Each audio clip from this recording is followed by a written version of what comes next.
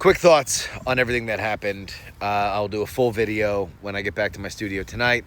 Right now, I am in Ohio visiting family, so this is the best that I can do to get something up immediately.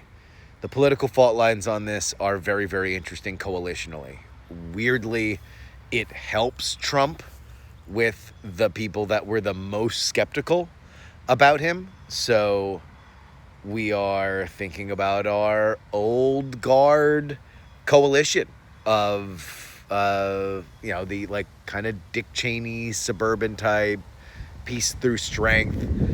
There is an element of this country, regardless of what you see online, that does believe in American power abroad and does believe that Iran is not a good faith actor and one that should not have a nuclear bomb. Whether or not you believe that they actually have one, the idea that Donald Trump took action helps him there.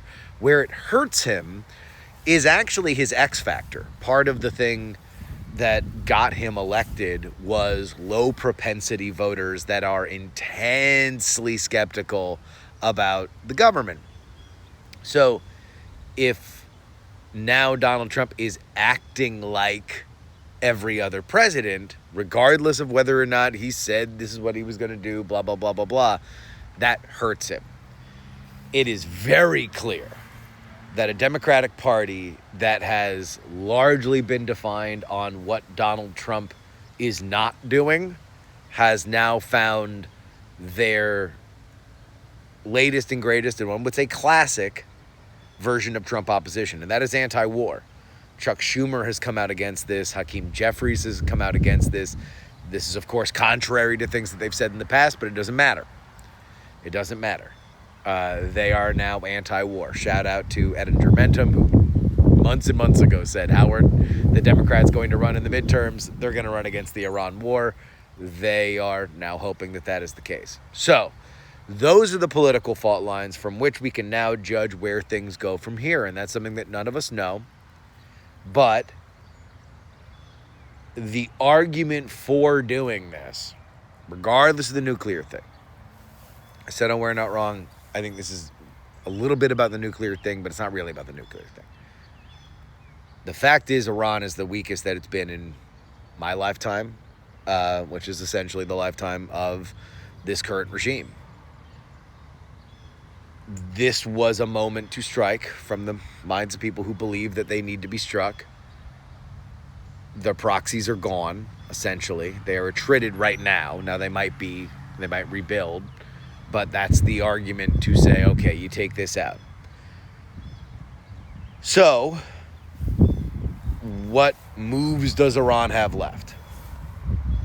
They can be an even more of a pariah state and block shipping lanes. They can blow up oil refineries, at which point now OPEC would have a very interesting set of questions for themselves. Or they can sponsor terror attacks within the United States. And so these are the questions as to what could happen. Then the question would be, what is Donald Trump's response to it? My general thought currently, right now, is that this is essentially a superpowered Soleimani issue. And so the positive side of it for Trump would be, everybody thought that when Trump put a missile in the ear of Qasem Soleimani, the head of the Quds Force, who Trump mentioned during his speech last night, that it was going to be World War III, that Iran was going to become even more of a rogue actor. And I guess you could argue on some level that October 7th happened after Soleimani was dead, but I don't know if you could really trace those two together. Largely, at least during the Trump administration, it was looked at as if there was no response. No measurable response, symbolic responses. If that's the case, well, it means the Iranian regime is toothless. And if the Iranian regime is toothless, then the larger question for them is, how long do they stay in power? I'm of the belief that this was always on some level for the Israelis about regime change. I think that for other allies in the Middle East, boy, would they love to see different people in charge of Iran. Will that happen? I don't know. You don't know.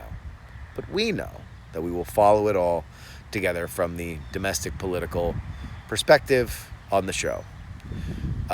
Those are my immediate thoughts. Sunday show will be coming a little later tonight because I got to fly back to Texas from Ohio. But there we go.